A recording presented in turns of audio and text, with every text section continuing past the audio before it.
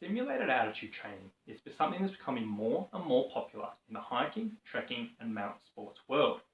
And the companies that own these types of places have all these claims they like to make. Things like it'll help prevent altitude sickness, it'll speed up acclimatization, it'll improve your endurance, your strength, your power, increase weight loss, improve your immune system, help reduce injury. Just about everything under the sun, they like to say that simulated altitude training will do. But before you get sucked into these marketing claims and spend your hard-earned money, you need to know what altitude training actually is, how it works, and what it actually doesn't do. Now to start with, simulated altitude training and the stuff you'll find in an altitude gym, in a tent or a chamber or with a mask is the way they simulate the altitude is by pumping nitrogen into this environment. What that will do is that'll change the percentage of oxygen in the actual air, which in turn will change what's called your blood oxygen saturation in the blood.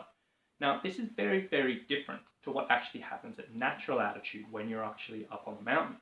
When you're on the mountain, the percentage of oxygen in the actual air will stay the same, and what will change is the air pressure, meaning as the further you go up, the oxygen particles in the air will disperse further apart, which makes it harder for you to get that oxygen into your body, which in turn will drop that blood oxygen saturation down. Now, this is very, very important to know because initially in the early days of simulated altitude training, it was assumed that by dropping the blood oxygen saturation in your blood by any means, it was going to be the same and trigger the same adaptations that happens when you're actually up on the mountain. But these days, it's very, very clear that it's not actually the same thing. So you need to be very, very aware of it.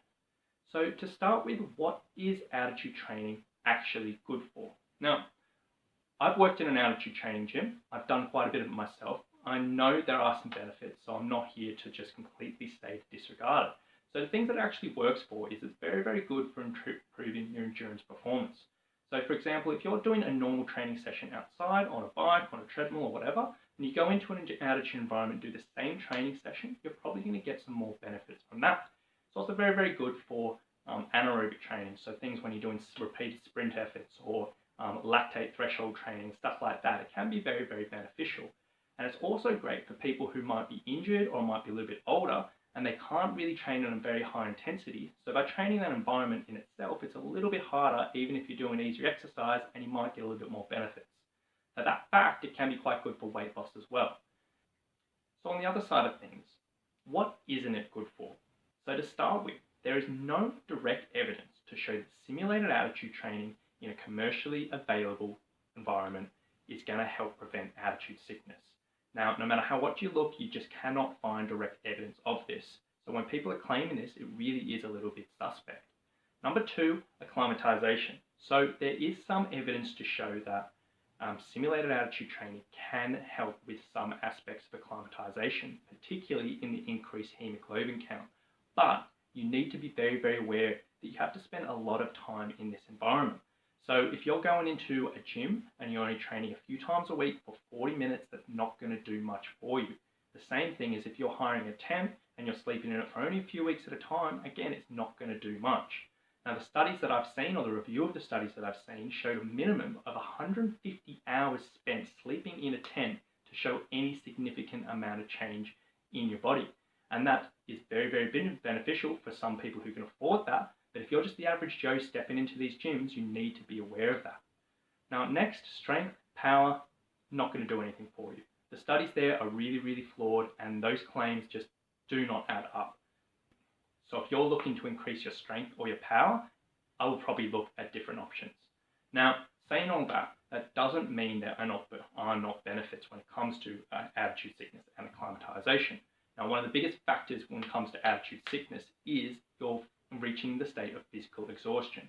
So if you're improving your endurance performance in an altitude environment and then reducing your chance of reaching that state of physical exhaustion when you're up there, that can be pretty beneficial. But I'll say that that can be done in more or less any other environment if you're training in the right ways. Also, anecdotally, there is quite a bit of support to say that training in one of these environments can help you make you feel a bit more comfortable when you're up at moderate altitudes. So this usually equals out to be the first few days of the trek, making your breathing a little bit more comfortable, maybe your headaches a little bit more comfortable than everyone else. But if you're going on a well-paced trek, most people tend to acclimatise within the first few days and help get a reduction in those symptoms. So you've got to weigh the benefits out there. So in my opinion, if you're going on to an altitude trek and you're considering simulated altitude training, you can consider it and it can be beneficial, but you should be focusing on the basics of training first. Things like your aerobic capacity training, your strength training, injury prevention, your trail training, your nutrition. And only once you've got all those things done and the actual foundations of a really good training environment, then you can start considering things that might just be that icing on the cake. So things like simulated altitude training, which might give you those a little bit extra benefits. But if you're going to be relying on that as a one key thing, I really don't think it's a great idea. So I hope you enjoyed that video. I hope it cleared a few things up when it comes to simulated altitude training. I know there's a whole bunch of information there to digest, and I know the subject is very, very confusing. So if you do have any questions, please just leave it in a comment below, and I'll do my best to answer them.